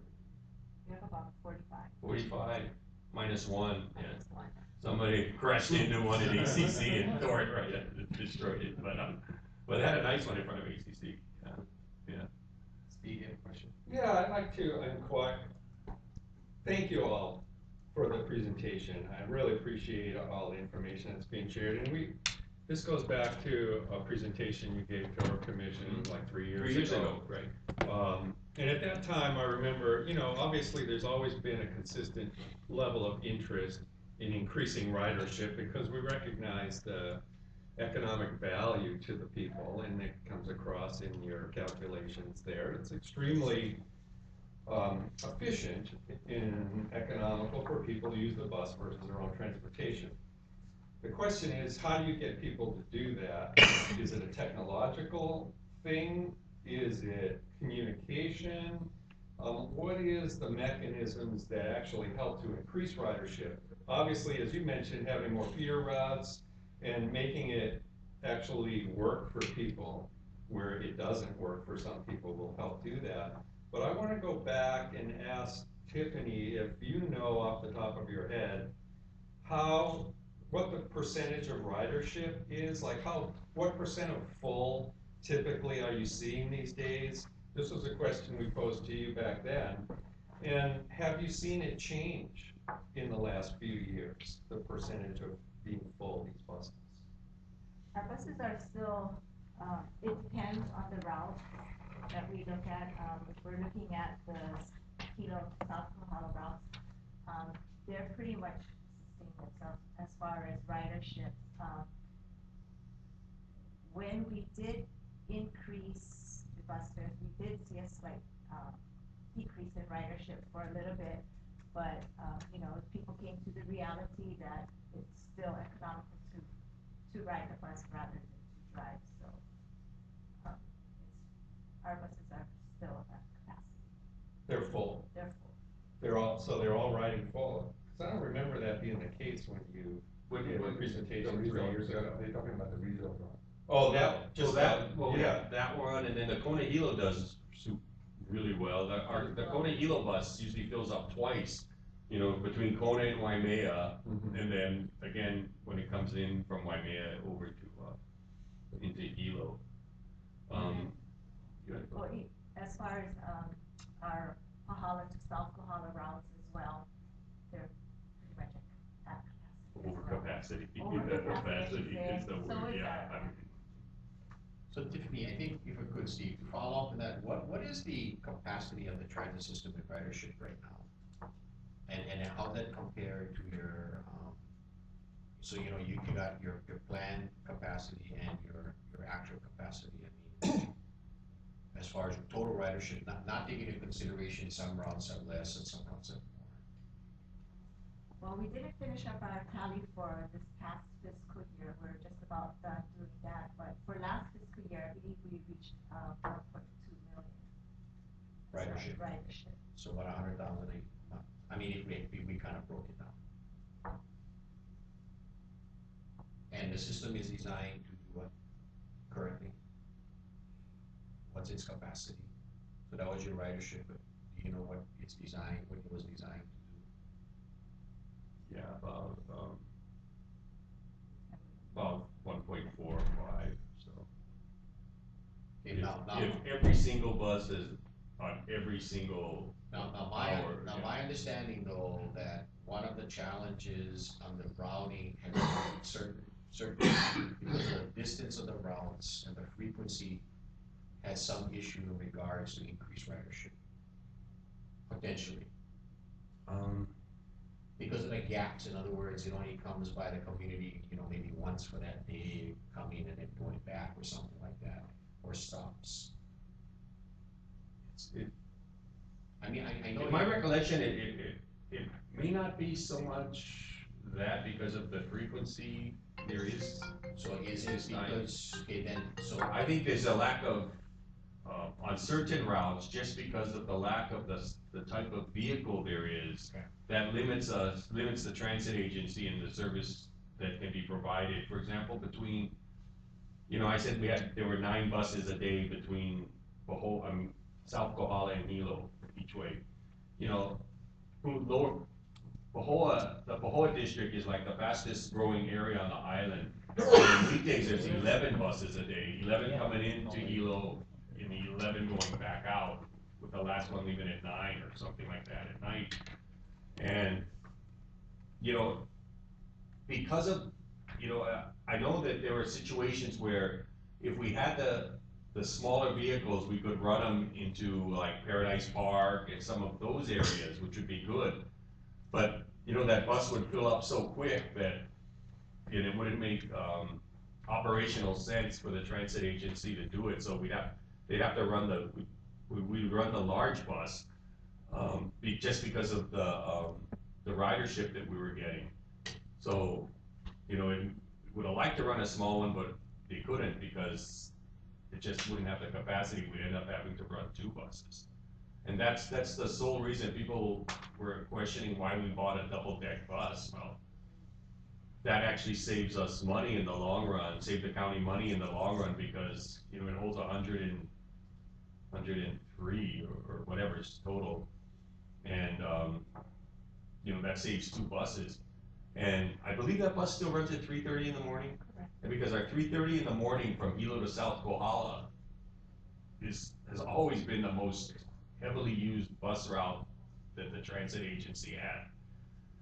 So that bus, we're running, the double-deck bus is running at 3:30. A 49 passenger bus is running 20 minutes later at 3:50 in the morning. So, you know, you can see, you know, the kind of usage those buses are getting. You know, there's a double-deck bus is running, and then 20 minutes later, another bus is running just because of the number of people using the buses. And I think between 5 o'clock and 5:20, in that 20-minute period, there's 4 buses running, or 4:55 and 5:20. In that 25-minute period, there's 4 buses, you know, 49 passenger buses running, just because of the large number of people going. Tiffany mentioned about the Kahu to Kona buses. You know, we run 45 passenger buses out there, and what we get 80s and 90s sometimes, you know. I mean, it was just massive, the ridership out there. And then, so our whole thing is just, the transit agency's, you know, big challenge was just getting the, you know, enough large buses to operate. One of the other things, Tiffany, that we've asked Tom to do, and only because I'm associated with HCLC, we have a great concern that in the next 2 to 3 years, and it's already happening, a lot of the social service agencies that have been contracted, this is not government agencies, these are generally not-for-profit agencies that have gotten transportation vehicles in the past. They're running out of the ability they don't have funds to operate them. And, you know, I know that you folks have tracked to some degree on what they kind of do globally as far as, you know, on their riderships and what have you. But somehow, some way, when that equation starts to shrink, some of these agencies help our most vulnerable people, especially the health services side. And so, which is the reason this integrated transportation model becomes even more critical in regards to that, on that other flip side. And so I know that on our end, that we've asked Tom to see how can we just have, and again, this goes back to what you're saying, Steve, it doesn't matter if Twinkle Toes agency has 6 buses and Tiddly Dink has 3. In reality, if they don't have the operating capacity to run those buses, they sit idle. So now we create more burden on whatever's left, and it creates a more serious issue in case of a disaster preparedness.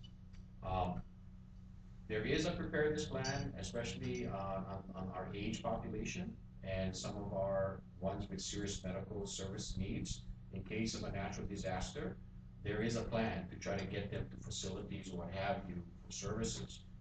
But what I'm suggesting is the reason why transportation becomes a real critical part to what we're attempting to work with is what we're trying to do with water, trying to do with electricity. Same thing, civil defense. We actually have a transportation model in Mass Trans that has addressed it, an integrated model already. The key to it is, can we get the players to the table, which I think I told Tom, it's because everybody has a common cause, meaning how do we get the people we serve to where they need to go and then back home. And especially, it's my understanding that most of the agency transportation is literally door to door right now. Yeah, for the nonprofits and the social service. Right, so I guess what we're hearing is the numbers are not nearly as comprehensive as what the needs are when you take the segment of those nonprofit services and what they provide in form of transportation. And generally they're to our most rural routes as well, correct? in a lot of the issues. So So can they be more utilized? that's what Tom is trying to help us identify based on his past experience by working it through a mass transit initiative. In other words, one of the things that, this transportation hub project that we'll put on there, we're asking mass transit, which in other words, Tom, with Tiffany's help, how do we create this integrated plan? Because it doesn't matter, I mean, if we could afford to do, essentially, you know, a routing schedule that complements what they're doing on their main routes and these feeder routes put in, or during emergency, how that gets deployed. You know, that's one of the things that we've got, and one of the reasons why we hired Tom at ECOC, was to understand how critical transportation is to our island. Because again, personal vehicles in a mass, in a natural disaster, I mean, essentially is if you don't have the ability to get your emergency vehicles to be able to get to where they need to go, and you got this snarl, it don't matter. I mean, it don't matter, right? But I think based on what we've been looking at, this is an actionable opportunity that actually is able to address a very important social economic need as well. And typically it doesn't do both. I mean, you know, you're giving up one to get something else. So that's why I indicated to Tom, and the good news is it's a very high priority with the mayor. So, you know, we gotta figure out a way how we can help mass transit. And I like that comparison. Spend $20 million on roads just to maintain them, or $20 million to increase access to public transportation, and hopefully your roads last another 5 years. But you know what I'm saying, right? The trade-offs, as you mentioned, Tom. Looks like you guys have done that. And, you know, in response to your question, you know, why can't they run see, a lot of the nonprofits get federal funds and for capital purchases like buses, and then they pay them just like us, 20%, or they can get 100%. And the feds are, you know, they're amenable to giving capital grants a lot of the times, but what they don't wanna do is get into that black hole of operating assistance, because, you know, if they give you money to buy a bus, they give you the money and that's it. You get your bus, that's done.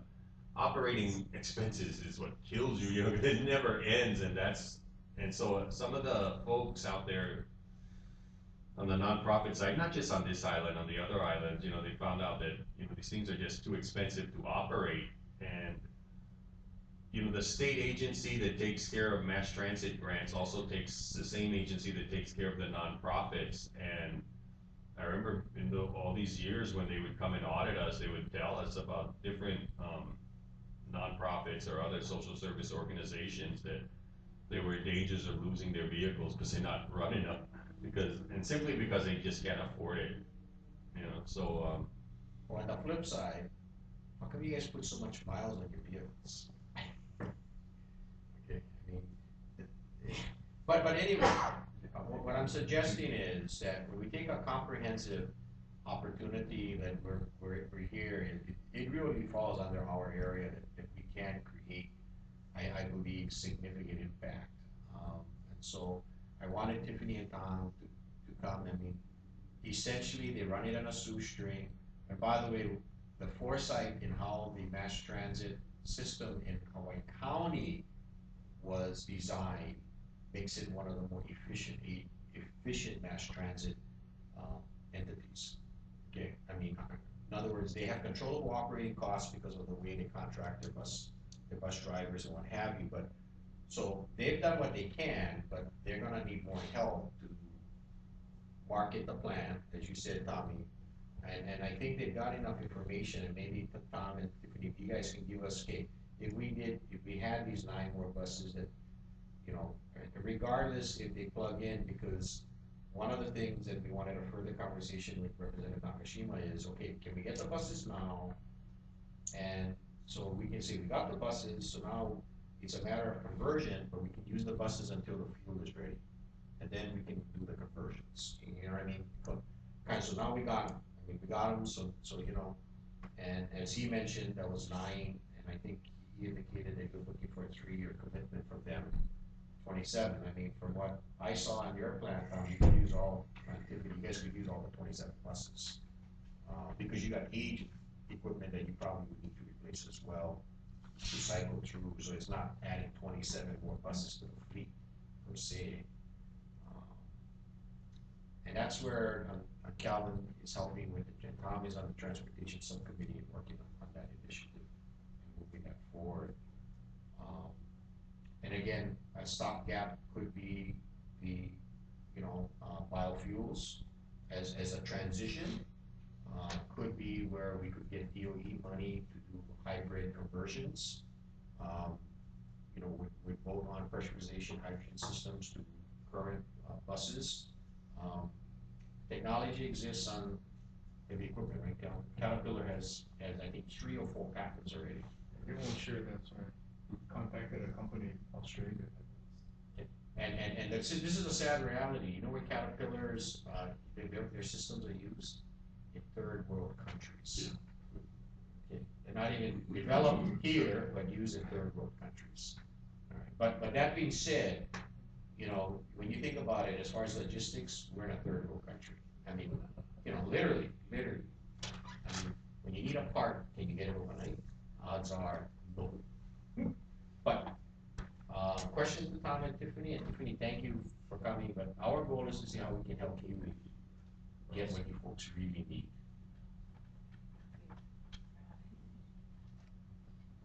You have what, how many employees now? 10, one more coming. Did he download it? Yeah, and the rest are all contract drivers or you come in this. Okay, yeah. Right, so the maintenance people are actually company employees, while the drivers are contracted out. Furniture drivers. The company purchases. Robert's Light.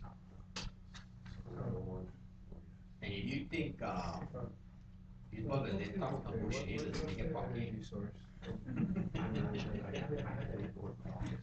Okay, while Tom's going, doing that, I wanted to real quick, if you don't mind, there's 2 more items, and then, one is the chair's report. But basically, on my chair's report, I just wanted to do 2 things. One is, I circulated the draft that we're sending to the mayor. I forgot to ask Doc to get back, but if the report is okay, then I just needed us to, adopt the 6-month report. It's in your packet. But before we do that, there's future speakers. So one of the things that on the future speakers was with Public Works, specifically I think Ron Theo would be a good person. And so my concept here is, let's put the future speakers on a list, and then we can work the schedule.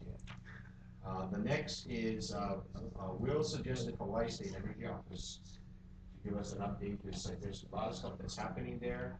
I believe, Will, they've got a new plan or initiative on the table, I forget what it was. Yeah, they're moving into Hawaii Clean Energy number 2. Okay, that's what it is. So we wanna hear about that as well as their transportation initiative. Right. And we missed the opportunity, but, Steve is working on getting Dutch Kuiper to do a presentation on Polyol Power Company. We're still talking September 5, I think. 2nd, I believe.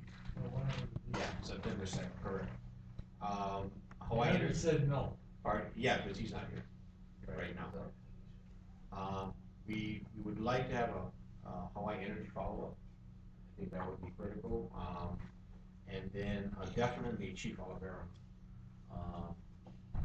Any other speakers so we can get commitments and fill up the calendar, guys? We need to bring the county department heads back here. Okay, is there one in particular you'd like to talk to, or is it just in general? Just in general. You got. So we don't point fingers at anybody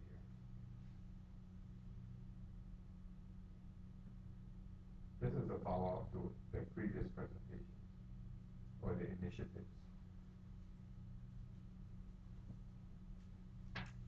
Okay. And the Department of Water Supply.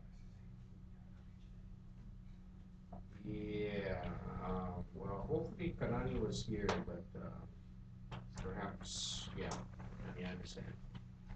Okay, that's all I have on my end. Can I make a recommendation for the Hawaii Energy follow-up? Our annual report will be out in October, so we make that follow-up either November or December, so we have any data to present, Okay, and thank you. possible. I did print for your folks' convenience and also gave you the, website. Their, annual plan came out in June. And so, you know, please, take some time to go to the website if you can. It's 127 or 134 pages. It's very technical in nature. To be honest, I don't know how the average PDF person can understand it, but that's a different issue. I think it's too technical in nature. It's not, I think, it's just unfortunate. I think the complexity of the plan pretty much necessitates the way it's written. But for the average person, That's our plan that gets approved by the PUC, so it has to be very, very research-based. the sad reality though, the beneficiaries are the ones who pay for it. And they're the ones who need to understand it. I mean, in actuality. I mean, it's like getting a paycheck and you don't know how you're getting paid and why they're deducting stuff out of your paycheck. I mean, the sad reality goes back to what Tommy said is, people just, if they don't understand, I mean, they figure, why even care? But I mean, yeah, again, it's unintentional, it's just Yeah, well, unfortunate. the plan is based on guidance for the year of what our goals are for all of our employees in the Hawaii Energy Program. And luckily, our transformational program is very, very transparent, very simplified. The education that we provide is exactly what folks need to hear. The plan is more for the management level Well, of the program. I unfortunately don't agree because I've never heard of anybody asking me what I need. And I had a situation personally that made it so frustrating I almost gave up. But I think it's again because this is driven by the bureaucrats and not driven by the public benefit ratepayer. And so we need to understand that, and again, it's no fault, it's just one of those deals that have great intentions, but intentions unfortunately don't necessarily, at the end of the day, do what it's supposed to do. And so again, that's just my comments, but the reason for this plan is how do we get it to the point where in our community on the Big Island, the people that it needs to reach, the people who need to understand, how can we help them to be able to get where they need to go? And I don't know what that answer is, but Tommy and, you know, Steve, you guys have brought this up numerous amount of times. So when you go through the plan, I think really it's better to see, and selfishly, I gotta tell you, we're only gonna look at it how it benefits us. But I think that's the way it has to be, because that's our charge in regards to our community. But I can tell you that if we come up with suggestions and recommendations, it'll benefit everybody. I mean, that I'm positive that it will happen. But again, that's the plan, it's out as of June 30th, 2014. To be candid is, I kinda asked Will, to where do I go look for the stuff I wanna know, because it is pretty tough. And Tommy, you and Steve understand it a little better, only because you folks, you know, had capacity in managing some of this stuff, but still, it is technical. So I appreciate if you guys can take some time. Thank you.